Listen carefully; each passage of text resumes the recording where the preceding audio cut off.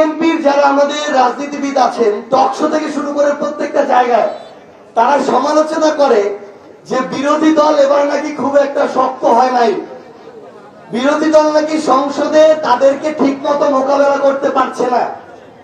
এবার আমরা যখন একটু প্রত্যেকটা জিনিস ধরে ধরে কোন ব্যক্তি কি করছে, কোন জায়গায় কে কি করছে এটা একটু বিশ্লেষণ করা শুরু করলাম, বলা শুরু করলাম, তখন আবার তারা এটা হজম করতে পারতেছে না।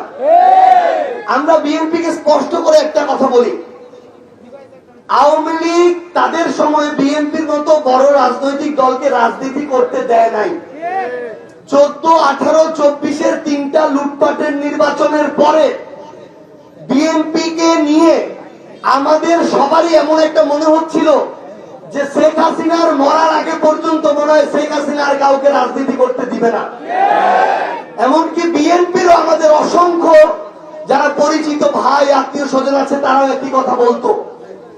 সন্দেহ তৈরি হয়েছিল আমাদের 23 অক্টোবরের 28 তারিখের যে বিএনপির বিশাল বড় মহাসমাবেশ সেটা যখন সফল হলো না, বিএনপির মধ্যেও সন্দেহ তৈরি হয়েছিল যে আদৌ কি আমরা এই স্বৈরাচারকে হটাইতে পারবো কি পারবো না। তাহলে আওয়ামী লীগ গুরুত্বপূর্ণ রাজনৈতিক দলদের রাজনীতি করতে দেয় নাই, পোষা বিরোধী দল তৈরি করেছিল জাতীয় পার্টি, ঠিক কিনা? 2 বছর যেতে না যেতেই পোষা বিরোধী দলের কোন অস্তিত্ব নাই, আওয়ামী লীগের অস্তিত্ব এখন আইনগত ভাবে নাই, আগামীতে রাজনৈতিক ভাবেও থাকবে না ইনশাআল্লাহ। তাহলে একটা জিনিস চিন্তা করেন, যে স্বৈরাচার হয়ে উঠতে চেয়েছিল, সে যাকে ধ্বংস করতে চেয়েছিল সে টিকে আছে, কিন্তু যে স্বৈরাচার হয়ে উঠতে চেয়েছিল সে কিন্তু টিকে নাই। 90-এর সময়ে জাতীয় পার্টি এরশাদ স্বৈরাচার হয়ে উঠেছিল, 90-এর গণঅভ্যুত্থানের পরে তাদের রাজনীতি আস্তে আস্তে শেষ হয়ে যায়। 30 বছর পরে গিয়ে এই নির্বাচনে জাতীয় পার্টির রাজনীতির কবর রচিত হয়েছে। একইভাবে 24-এর গণঅভ্যুত্থানে আওয়ামী লীগের রাজনীতির কবর রচিত হয়েছে। আজকে থেকে 5 বছরের মধ্যে আপনি দেখবেন আওয়ামী লীগের রাজনীতি করতে চায় এরকম কোন মানুষ আর খুঁজে পাবেন না, যেটা হচ্ছে পোস্টমর্টেম হয়ে যাবে ইনশাআল্লাহ। এখন বিএনপি তো 16-17 বছরের জুলুমের শিকার। বিএনপির এই সিলেটের ইলিয়াস আলী ভাই 12 সালে গুম হয়েছে, 14 বছর গিয়েছে, তার ফ্যামিলি তার মুখ দেখে নাই। এই পৃথিবীতে তার কোনদিন ওই ফ্যামিলি তার মুখ দেখবে এই সম্ভাবনাও নাই।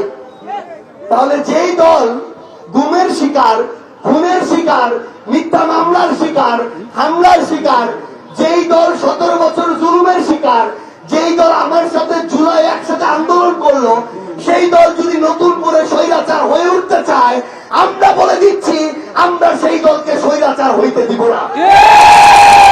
এটার জন্য সেই দলের প্রধানমন্ত্রী হোক, মন্ত্রী হোক, এমপি হোক, যে যেই কাজ করবে যদি সেটা সমালোচনার হয়, যত বড় ক্ষমতাসীন হোক, আমরা তার বিরুদ্ধে সমালোচনা করব ইনশাআল্লাহ।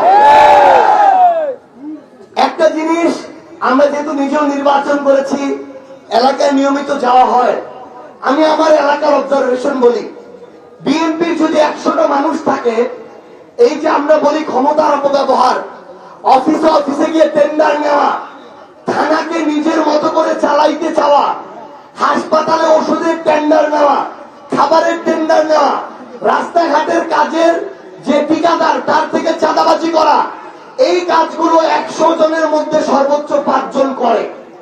এখন আমার বিএনপির বাকি 95 জন ভাইয়ের কাছে প্রশ্ন, ওই 5 জনের জন্য আমার হাসপাতালে আমরা চিকিৎসা পাই না, আমরা শিক্ষা প্রতিষ্ঠানে শিক্ষা পাই না, আমার রাস্তা নষ্ট হয়ে যায়, আমার প্রত্যেকটা জায়গায় লুটপাট হয়, চাঁদাবাজি হয়, আপনি 95 জন কেন ওই 5 জনের কুকর্মের দায় নেবেন?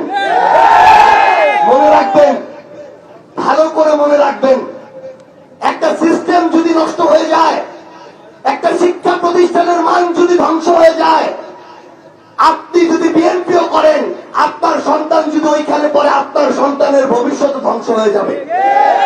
সরকার তো বিএনপির জন্য আলাদা স্কুল বানায়নি যে ওইটার মান সবচেয়ে ভালো, ওইখানে খালি বিএনপির সন্তানরা পড়বে, এরকম আছে নাকি? তাহলে কেন মাত্র 5-10টা লোককে আপনারা এই লুটপাট করতে দিবেন?